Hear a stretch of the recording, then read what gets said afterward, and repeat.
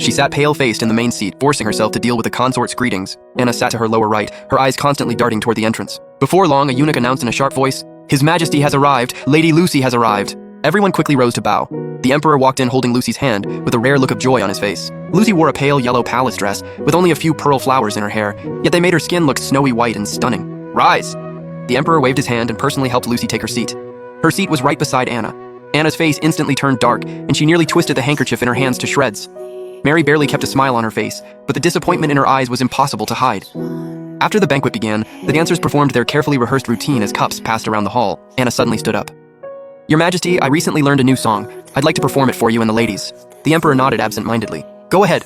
Anna had someone bring over an ancient zither and played "The Phoenix Seeks His Mate." To be fair, her playing was truly impressive, but performing a love song like this right now was way too obvious. When the song ended, the Emperor only said, "Not bad," then turned to laugh softly with Lucy. The smile on Anna's face froze, and a flash of cruelty crossed her eyes. "Lady Lucy," she suddenly raised her voice, "I hear you're talented in everything. Why not perform something too?" Lucy said modestly, "I'm not very skilled. I wouldn't dare embarrass myself in front of Lady Anna." "Why be so modest?" Anna pressed on. "His Majesty often praises you for knowing music, chess, calligraphy, and painting. Since it's a festival today, let the sisters have a look." I could tell this was Anna's trap. If Lucy refused, she'd look disrespectful. If she agreed, she'd inevitably be compared to Anna. Lucy looked at the Emperor. He gave a slight nod, so she had no choice but to stand. "Then I'll do my best." To everyone's surprise, Lucy didn't choose the zither. Instead, she asked someone to bring a jade flute. The moment the music began, the whole room was stunned. I had never heard that melody before. It was clear, elegant, sorrowful, and moving. Everyone was completely enchanted. The Emperor's eyes grew brighter and brighter. In the end, he couldn't help praising her. "Wonderful! A song like this belongs in heaven. How many times could mortals ever hear it?" Lucy lowered the jade flute and smiled shyly. "I composed this piece myself. It's called Hidden Longing. Please forgive my poor performance." "You're too modest, my love." The Emperor said warmly, "Tom, give Lady Lucy that pair of mutton fat jade bracelets from my collection." Anna's face was already beyond ugly. She suddenly stood up. "Your Majesty, I'm not feeling well. I'll take my leave." Without waiting for his reply, she stormed off. The atmosphere at the banquet turned awkward. Mary forced herself to say a few polite words, and only then did the banquet continue. But I noticed her gaze kept falling on Lucy, her eyes full of complicated emotions. After we returned to the palace, Bella couldn't help saying, "Your Highness, Lady Anna really humiliated herself today." I replied calmly, "The more she acts like this, the more His Majesty will dislike her." Sure enough, a few days later, word came that Anna had been grounded for a month for losing her manners before the Emperor. Summer passed into fall, and Mary's illness grew worse. When the Empress Dowager summoned me, she worriedly mentioned that Mary had been dazed lately. The imperial physician said it was stress weighing on her heart, and the Emperor had not visited her in a long time. I fell silent. In my previous life, I couldn't wait to see Mary fall out of favor. But now, watching her slowly collapse, I actually felt a trace of pity. The Empress Dowager gave me a meaningful look. "Go see her. Try to talk some sense into her. Which woman in this palace hasn't experienced losing favor?" Inside Fungi Palace, Mary looked so haggard I almost didn't recognize her. The once radiant Empress was now thin and worn, with dark circles under her eyes. "You're here, sister," she forced a smile. "Sit." I bowed, then sat by her bed. "Have you been feeling any better lately, sister?" "Better? How could I be better?" Mary suddenly became emotional. "His Majesty hasn't stepped into Fungi Palace for 2 months. All he sees is that Lucy, that fake." I signaled for the maids to leave, then said softly, "Sister, be careful with your words." "What do I have to fear?" Mary gave a bitter laugh. "How is Fungi Palace any different from the Cold Palace now? Emma, do you know?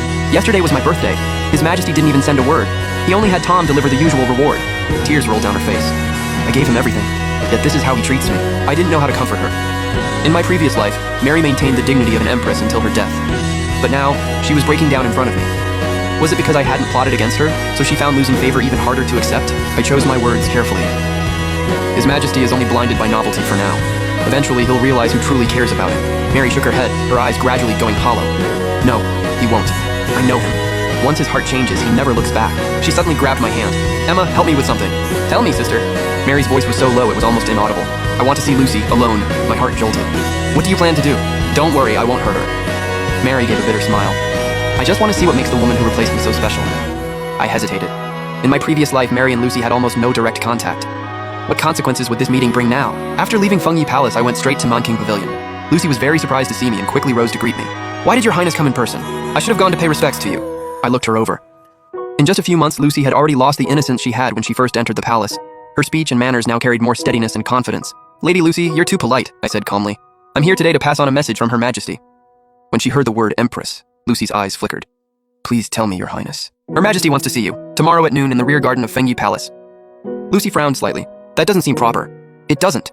I looked straight into her eyes. "So whether you go or not is entirely up to you." After saying that, I turned and left, giving her no chance to ask more. I had done all I could. The rest was up to their own fate. The next day, when Jack returned from school, I was trimming a pot of chrysanthemums. Mother? Jack ran in excitedly. I studied Mencius today. Tutor John said I understood it really well. I put down the scissors and wiped the sweat from his forehead with a handkerchief. Slow down, don't rush. Mother, I have a question. Jack suddenly lowered his voice. Why doesn't Father like Mother Empress anymore? Wasn't she the woman he loved most? My heart skipped. Who told you that? Everyone in the palace is talking about it. Jack blinked his big eyes. They say Lady Lucy looks like Mother Empress when she was young, so Father favors her so much. I pulled him to sit down. Jack, remember what Mother tells you. In this palace, love is the least reliable thing. Being favored today and forgotten tomorrow is normal. What matters is keeping your heart steady and not being swayed by outside things. Jack nodded as if he half understood. Like you, Mother? I smiled. Yes, like me.